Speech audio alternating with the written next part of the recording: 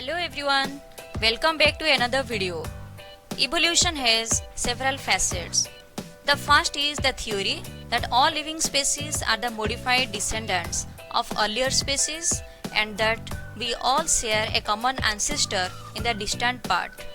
All species are therefore related via a vast tree of life. The two terms origin and evolution, these are very closely related. The question of origin of life and after its origin, how it changed from simple to complex, from one form to another, this puzzled the biologists. So a number of theories with regard to the origin of life had been put forward. Theory of spatial creation. According to this view, all the existing plants and animals were created by some supernatural power or God. The origin of life on earth was due to a supernatural event, namely the creation of the world and human beings called Adam and Eve. These forms were designed according to their surroundings and from the beginning till today they exist unchanged. Autogenesis theory, which is also known as theory of abiogenesis. According to this, life is said to have originated from non-living matter such as simple organic compounds. How to define evolution? Evolution is a slow and continuous process whereby complex forms of life have emerged from simpler forms through millions of years. Theories of evolution. French biologist Jean-Baptiste de Lamarck, he proposed the theory of inheritance of acquired characters. An English scientist, Charles Robert Darwin, he proposed the theory of natural selection, which is popularly known as Darwinism. What is Lamarck's theory of inheritance of acquired characters?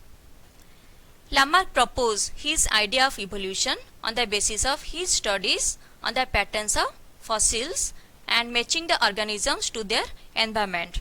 What do you mean by fossil? Fossil is part of an animal or plant that lived thousands of years ago, which has turned into rock.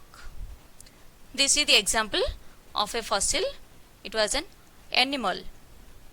He compared living species with fossil forms and found the existence of older to younger fossils leading to a present day living species.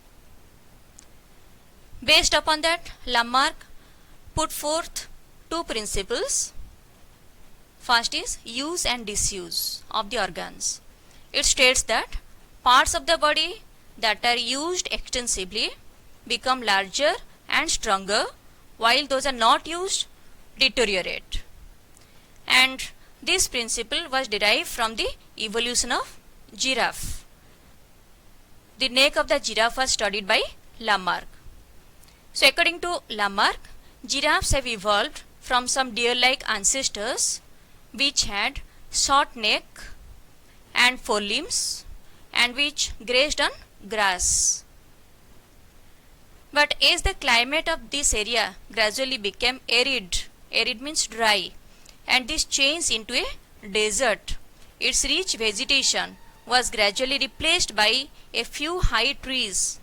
The leaves of these high trees were the only food available to the ancestors of giraffe. So for obtaining their food from these tall trees, they had to continuously stretch their neck and the forelegs. The continuous stretching resulted in gradual elongation of neck and forelimbs. The increase was transmitted to the members of next generation, in which further elongation occurred due to similar efforts. This in due course of time resulted in the present day long-necked giraffe. Second principle is inheritance of acquired characters.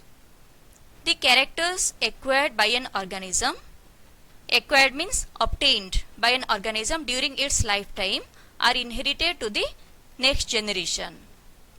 In every generation, some new characters were acquired or the older ones keep on increasing or improving.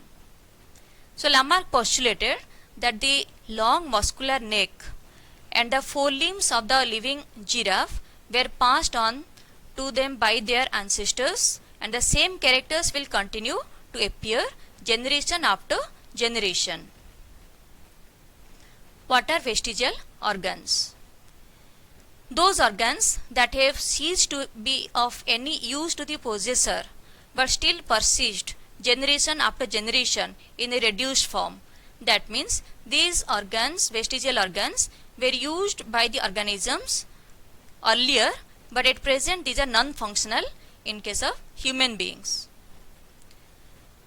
Example is wisdom teeth. These are the last molars on each side of both the jaws, and these appear at an age between 17 years to 20 years. They are smaller and less complex compared to the other molars. We hardly use these for chewing. Next example is a vermiform appendix. This is the large intestine. This part is cecum, this is colon, and it is rectum. So this vermiform appendix, it projects from the blind end of the cecum as a narrow worm-like tube, and it is a functionless organ in humans, but in other herbivorous mammals it is functional because it contains the enzyme cellulase which helps in digestion of cellulose. Then ear pinna. The outer projecting lobe of the external ear which leads into the ear canal and terminated in the form of eardrum.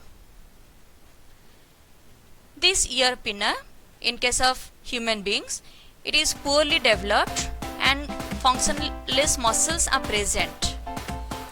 But in case of other mammals, they can move their ear pinna and collect the sound waves, but human beings cannot. In the next video, we will discuss Darwinism. Till then, have a good day.